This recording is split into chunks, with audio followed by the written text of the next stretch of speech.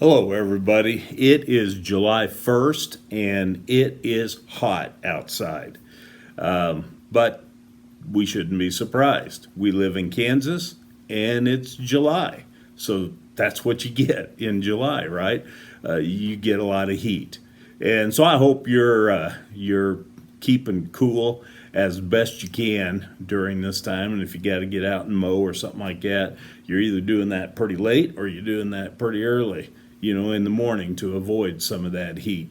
I've got three things that I want to share with you. But before I get into that, let me just throw in this comment here that our governor here in Kansas has kind of given some indication a couple days back that she may very well be mandating face masks here soon, but yet we're not going to hear the definite on that until tomorrow, the details in regards to that. So I'm not able to say anything to any effect. I know that she is getting some kickback on that already. So we'll see. We'll see what she ends up saying tomorrow. So you might keep your ears open in order to be able to hear that and how that might impact you in regards to anything and everything. When you step outside of the house and you go to the grocery store, you come to church or whatever it might be. So just kind of pay attention to that. Okay, but like I said, I've got two things that I'm wanting to share with you here today. But before I really get into that, there's one more thing I wanted to talk about, and that is just a moment or two about my heart and kind of what I was reminded of a verse in the Bible that was just like, man, it just really registered with me because it was what I was experiencing over a month ago. After having from the middle of March gone a couple of months with no public worship services, just doing stuff video online wise, and I hadn't gone, a stretch of time without being around my brothers and sisters in Christ and in worship services and stuff like that. Since back in the late 70s when I gave my life to Christ, the only time was when I was 26 years old and I was laid up most of that year when I was really sick. But outside of that, I've never gone an extended period of time without being around God's people, and as I've indicated before, sometimes you can kind of take stuff like that for granted. And boy, this whole experience has been an eye opener. I think definitely for myself, but I think for a lot of us in some of what we've been taking for granted. Well, anyway, when we decided that here a few weeks back, 4 or 5 weeks back, when we decided we were going to start having Sunday services with social distancing and all of this, taken into account, it really was doing my heart good. I was looking forward to that. And even though our crowds have, like even this last Sunday, we had just shy of 200 people here. So that's far from being what normal used to look like for us. But all the same, it's still close to 200 people. And it was such a blessing. And each one of these weeks, even though the crowds aren't the same as what they were back before the middle of March, it's really done my heart good. And the verse that I ran back across this week that just really registered with me was something that David said.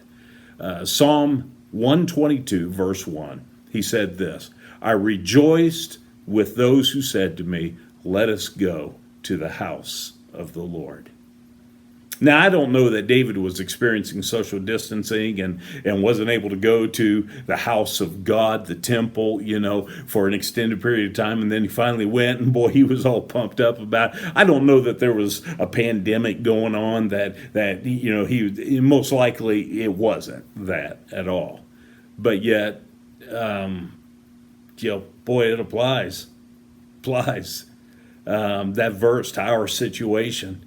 When we had set the Sunday that we were going to start getting back together, it did my heart good. I rejoiced with those who said, yeah, let's go to the house of the Lord. Let's meet together again. And the reality is that's the way it should be. That's the way it should be for all of us. the opportunity to be able to rub shoulders with one another, well, within 6 feet apart from one another, but to be around one another, people of like-minded faith and values and convictions, and there's just something really good about that, something really valuable about investing that kind of time, together when we meet publicly together. That just encourages our faith. It serves as a shot in the arm, and for a couple of months, just we weren't getting that because of the stay-at-home order and all of this. Now, I know a number of you are still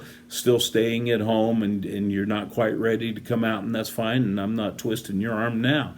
But when you do come, we're going to keep the light on for you. We'll have a place for you, and when you're ready and you're willing to come back, we'll gladly, have you back, because it's part of the way God designed for the church to function.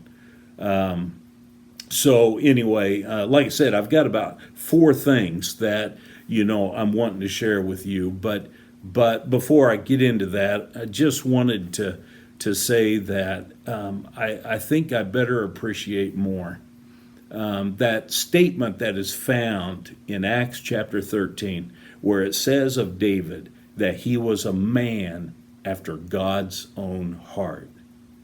And when you read words of his, like that one in Psalm 122, verse 1, where it says, I rejoiced with those who said to me, let us go to the house of the Lord. I mean, it speaks volumes, about his heart. And, and I just want to encourage you. I hope that, that's the main thing that you want to be remembered for with the Lord, is that you have a heart for the Lord, that you are a man after God's own heart, that you are a woman after God's own heart. I mean, there's a whole lot of other things that we can be known for in our life.